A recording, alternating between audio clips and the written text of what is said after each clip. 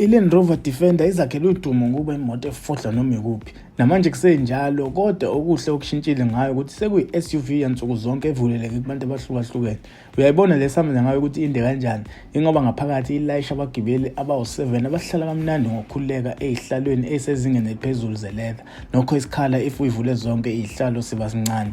Ngale kwalokho inenqwaba yama-USB port, akekho bangisomunye ngendaba yokucharger, ine-fridge, panoramic sunroof and i-touchscreen infotainment system la ngaphambili iveza izinto ey'ningi and iney'pika ey'khala kamnandi. Emgaqweni iphethe engine ewu-3 litre turbo kadizili namandla awu-257 kilowatts nethoke ewu-700 Newton meters. Amandla akhona ngoba u-0 to 100 ubamba ngo-6.8 seconds and ihamba kamnandi nge-air suspension ngathi uyihambela phezu kwamafu.